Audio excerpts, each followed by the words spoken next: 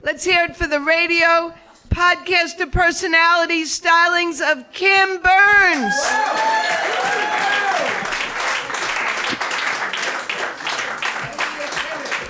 I think poor Helene has been working so long. I'm not actually from Connecticut, but it doesn't. No, I mean, really, no, everybody's sort of like, we don't give a shit where you're from. Can we wrap this up? Anyway, so hi, I'm Kim, and I love George. George and I go back to when George started in comedy when he was about 80, and we got to chatting, and actually you were 80, right, when you started? Yeah. And I know people come up here and they just make shit up, but actually that was real.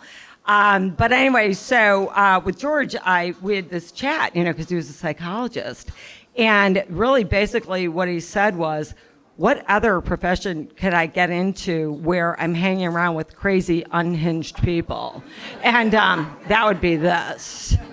Yeah. So there's so many aspects to being comedy, and George knows about it. But one of the things is that he gets to hang out with chicks, and he wasn't sure if he'd have that opportunity. So what ended up happening is that I kind of got this big crush on George, and we had this like secret dating life, and I was bragging to a friend of mine about him, and they're like, how old is he? And I said, I don't know, he's like 84. And they said, is that in dog years? Anyway, no, I said, no, he's really robust, and he's really quite youthful. And the sad thing is that if a younger woman goes out with an older man, they think that you're after his money.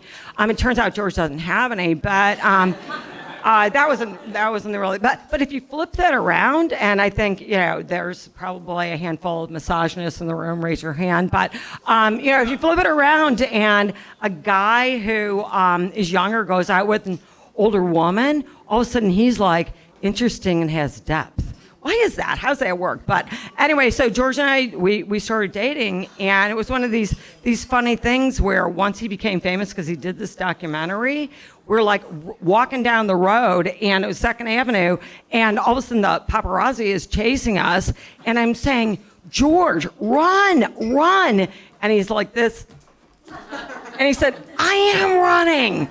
So yeah, that was kind of tough on us, and then he would do these weird personality tests on me to see if I could sit in one place and hum the entire score to a Fiddler on the Roof. That was a little insulting, but anyway, the toughest thing was when we went to meet my parents. And my dad was so happy because it was the first boyfriend that had less hair than him.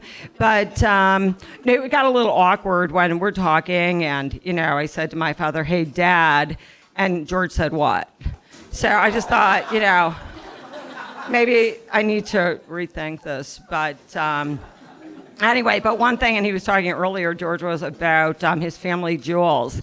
And, he was really brilliant, I have to say, before I end the sad story about the end of our romance, is that he did know how to put the jewels in your box.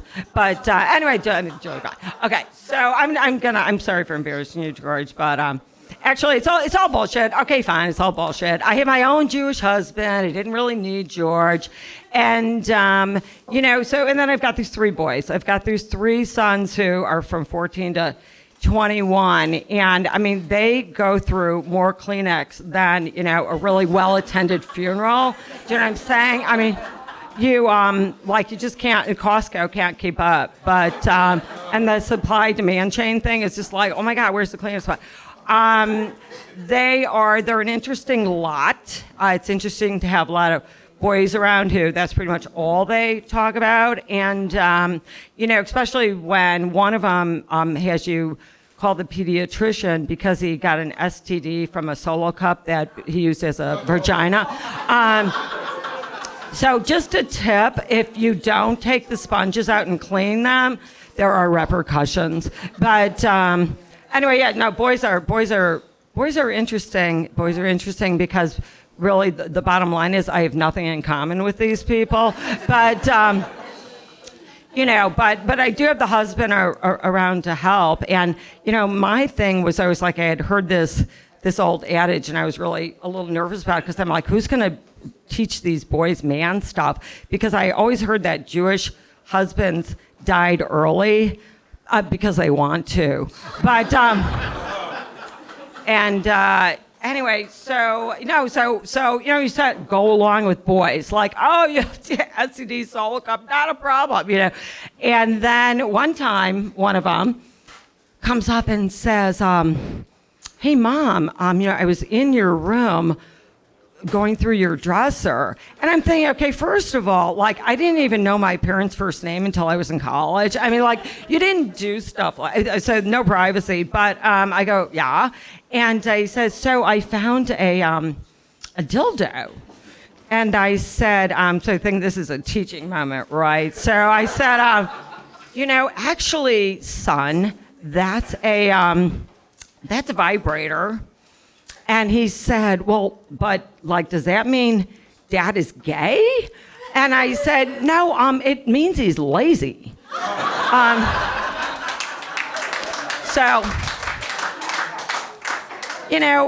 So you have these kids, and pretty much every day you really say, why?